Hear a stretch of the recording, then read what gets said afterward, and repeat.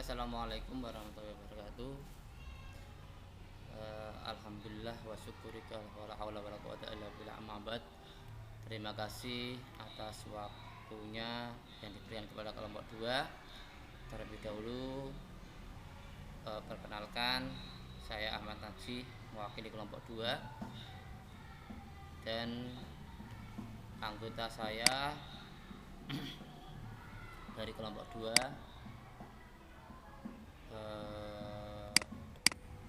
maaf, saya ulangi dari awal, yaitu pertama saya sendiri, yang kedua Pak Zain Mutakin, Bu Cucu Widowati, Bu Masurah, Bu Binti Aminah. Nah,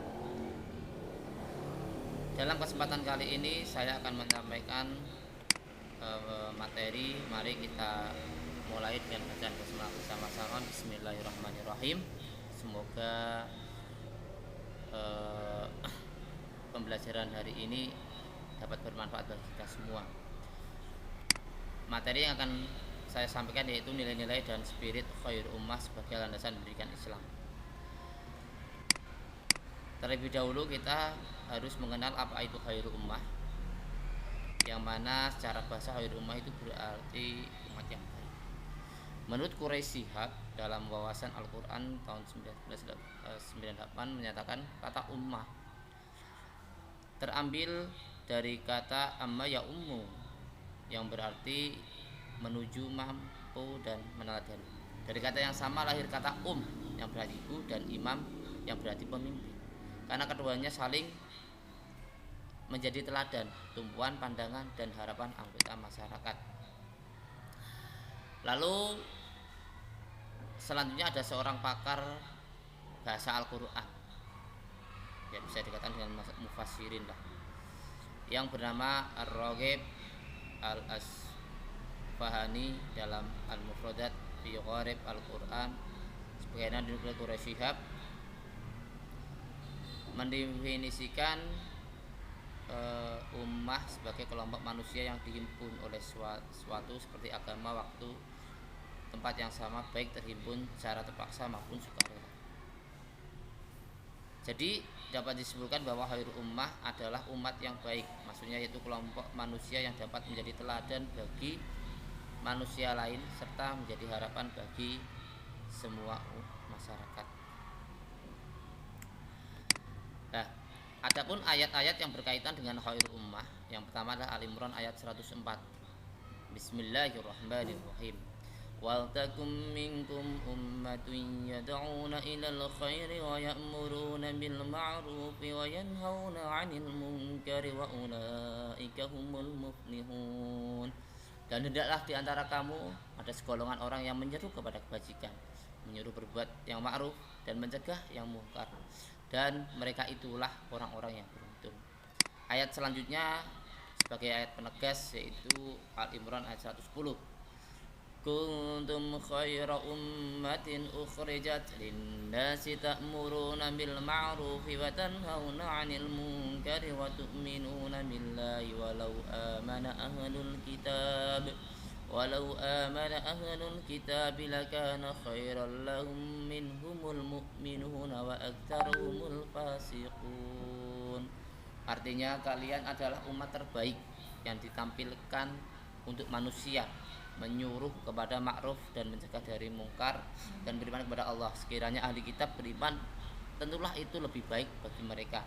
Di antara mereka ada yang beriman dan kebanyakan mereka adalah orang-orang yang fasik. Adapun hadis yang berkaitan dengan khair ummah, yang pertama adalah khairun nasi anfa'uhum linnas, yang artinya baik manusia adalah mereka yang paling bermanfaat untuk orang lain. Ini hadis riwayat Daruqutni pada As-Shihah halaman 426. Selanjutnya, man istata'a minkum ay yanfa'a akhahu falyaf'al. Karena siapa di antara kalian yang sanggup memberi manfaat kepada saudaranya, maka lakukanlah. Hadis riwayat Muslim 5859. Selanjutnya inna minan inna minasyajari lama barakatuhu kabarakatil muslim yan nakhlah. Sesungguhnya ada sebuah pohon yang keberkahannya seperti keberkahan seorang muslim, yaitu pohon kurma. Hadis Bukhari 5444. Lah, menerjemahkan ayat dan hadis tentang khairul ummah. Jadi pada surat Al-Imran ayat 104 menjelaskan bahwa umat yang baik itu adalah mereka yang mengajak kepada kebaikan dan melarang atau mengingatkan untuk menjauhi perbuatan-perbuatan yang mungkar. Artinya mengajak menjalankan perintah Allah dan menjauhi larangannya. Nah, sedangkan ayat 110 merupakan penegasan dari ayat 104 yang mana khairu ummah merupakan umat yang baik yang menyuruh kepada amar ma'ruf dan nahi mungkar agar benar-benar mencapai derajat yang meningkatkan keimanan kepada Allah, bahwasanya itu semua adalah perintah Allah yang harus dilakukan oleh semua umat Islam dan semua larangannya harus ditinggalkan. Jadi intinya khairul ummah itu adalah orang yang diciptakan oleh Allah dengan kebaikan, kesempurnaan, kebaikan akhlak, kesempurnaan ilmu yang mana digunakan untuk mengajak suatu umat yang lain agar melakukan perintah Allah dan menjauhi larangannya, atau bisa dikatakan amar ma'ruf nahi munkar. Dan hadis-hadis tersebut di atas tadi itu menjelaskan bahwa sebaik-baik manusia adalah yang bermanfaat bagi manusia.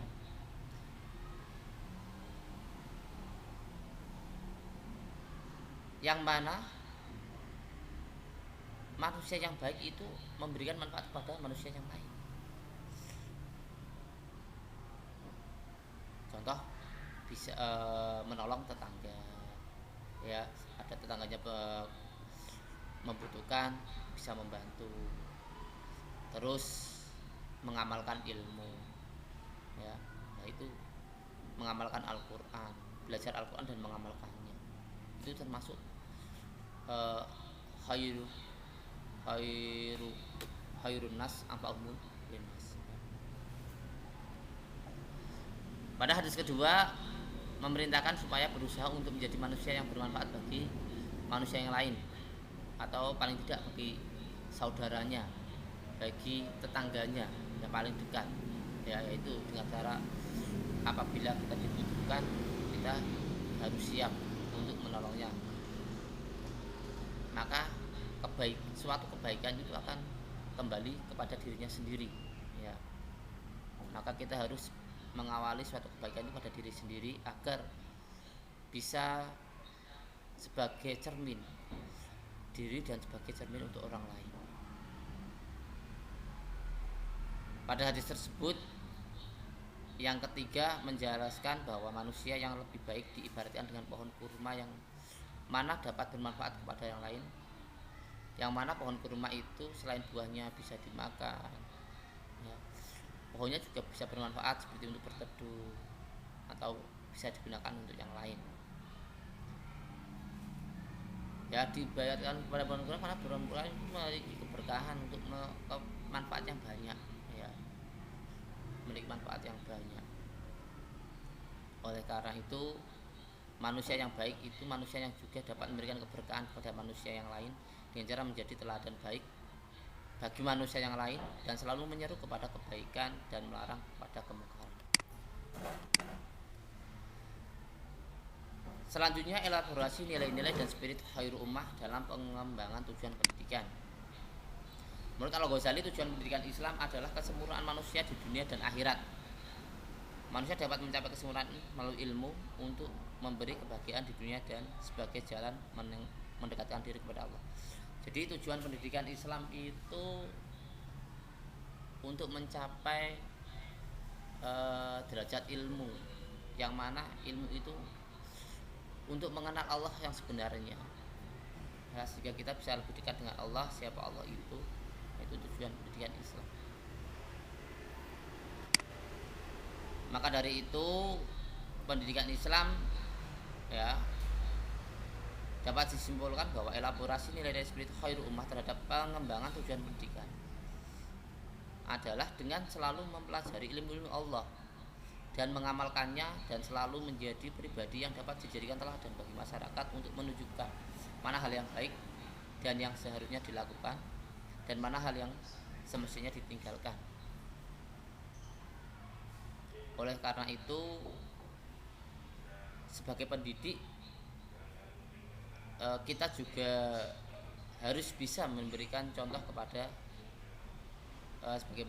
memberikan contoh kepada peserta didik, yang mana selain kita menjelaskan,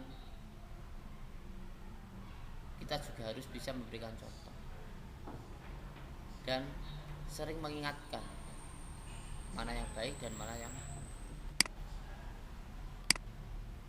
Selanjutnya, elaborasi nilai-nilai dan spirit khairu ummah dalam pengembangan materi dan kurikulum.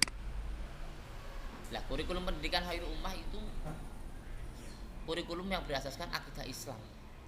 Sebab akidah Islam menjadi asas bagi kehidupan seorang muslim baik dalam kehidupan individu maupun berbangsa dan bernegara. Pembelajaran Al-Quran menjadi materi pokok pembelajaran, mulai dari menghafal Al-Quran atau tahudan membaca Al-Quran dengan tartil tahsinul Quran, memahami bahasa Al-Quran atau bahasa Arab, memahami isi Al-Quran, sakofah Islam, dan memahami makna lafaz Al-Quran atau syariat. Selanjutnya mempelajari apa yang diperintahkan Al-Quran, yaitu as-sunnah, hadis, serta kadar-kadar dan manfaat alam semesta ciptaan Allah Subhanahu wa taala atau bisa dikatakan saintek. Jadi kurikulum pendidikan yang berlandaskan akidah Islam akan menempatkan posisi Al-Quran sebagai sumber dari segala sumber ilmu. Artinya, semua materi pelajaran diserahkan pada proses pembelajarannya berdasarkan petunjuk Al-Quran, termasuk proses pembelajaran sains dan teknologi. Sehingga semua ilmu yang dipelajari mengarahkan peserta didik untuk bersyukur dan taat kepada Allah Subhanahu wa taala, yang mana sang pencipta manusia dan alam semesta sebagai pencipta dan pemberi rezeki manusia. Sehingga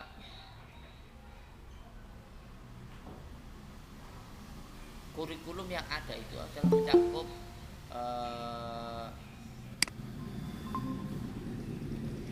kurikulum yang ada itu mencakup materi yang mana di dalamnya menyeru kepada kebaikan dan mengajak dan melarang atau meminta menjauhi larangan. Selanjutnya adalah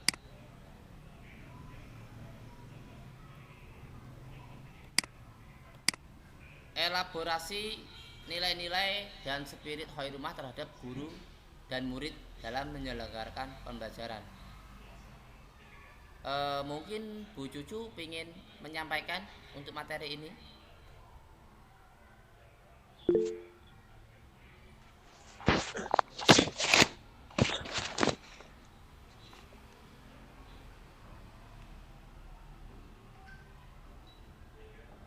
Kalau memang lagi kurang sehat gak apa-apa Bu Cucu, saya lanjutkan untuk penyampaian materinya, bahwa elaborasi nilai-nilai dan spirit khairu ummah terhadap guru dan murid dalam menyelenggarakan pembelajaran.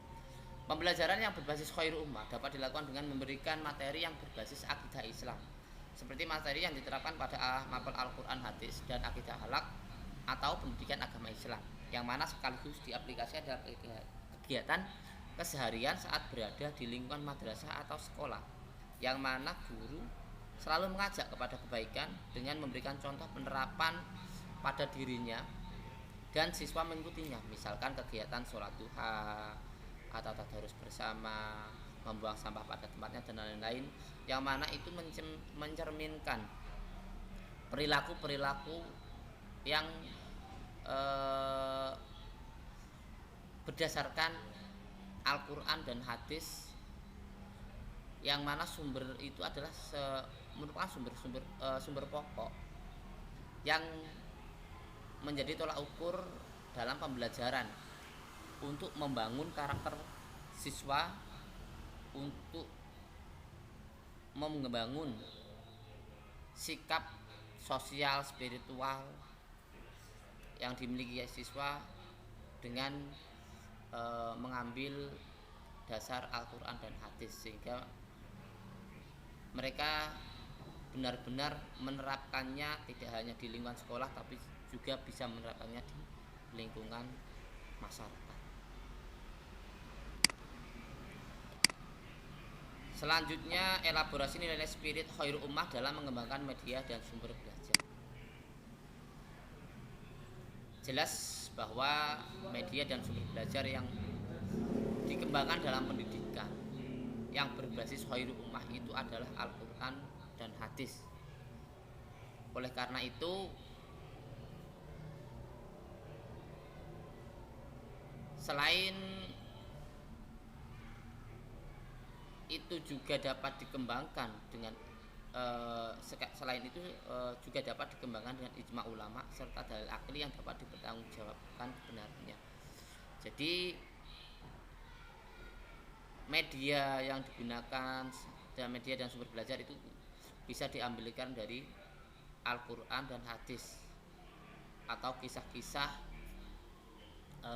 para aulia, para anbiya, para rasul yang dapat menjadi teladan bagi umat, ya, contoh Nabi Muhammad, ya, itu yang bisa menjadikan teladan bagi umat Islam. Nah, itu bisa kita jadikan sebagai sumber, ya, sumber untuk menerapkan akidah Islam pada lingkungan lingkungan belajar di sekolah, yang mana juga hasil dari pembelajaran itu diaplikasikan dalam kehidupan sehari-hari, tidak hanya di sekolah dan namun juga di rumah maupun di lingkungan masyarakat. Yang terakhir adalah elaborasi nilai-nilai dan spirit khairul ummah dalam mengembangkan sistem penilaian. Di sini penilaian yang dikembangkan berdasarkan nilai-nilai dan spirit khairul ummah itu penilaian yang menghasilkan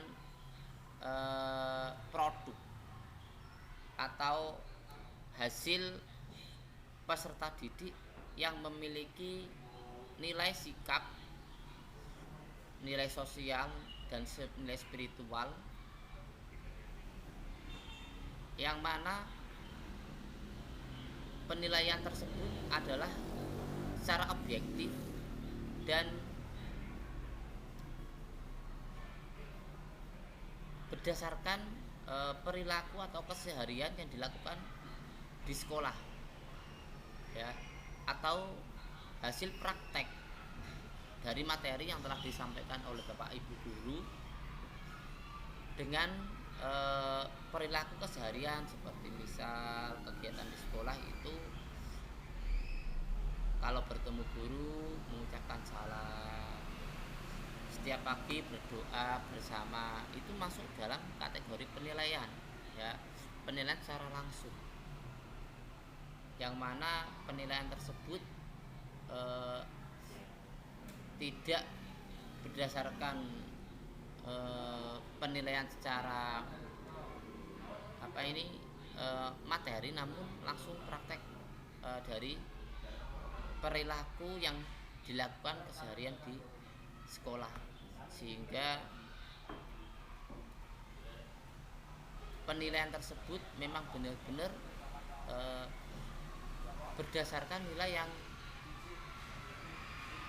mereka miliki, pemahaman mereka yang mereka terima saat diberikan penjelasan kepada guru hal-hal yang perlu dilakukan yang berdasarkan Al-Quran dan hadis. Contoh menjaga kebersihan, ya, karena kebersihan itu sebagian dari iman. Maka ketika melihat anak membuang sampah sembahyang itu juga sebagai langsung masuk pikiran, oh iya, anak ini tidak mengaplikasikan kebersihan sebagian dari iman. Nah, itu kan berarti kita mengambil sumbernya dari hadis atau sunnah Rasul. Nah, mungkin itu yang bisa saya sampaikan untuk pertemuan kali ini. Kurang lebihnya mohon maaf apabila ada penjelasan yang kurang jelas, bisa nanti ditanyakan di lain waktu.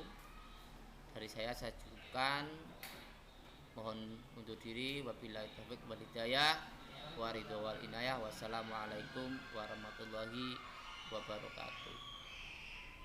Semoga bermanfaat. Waalaikumsalam warahmatullahi wabarakatuh.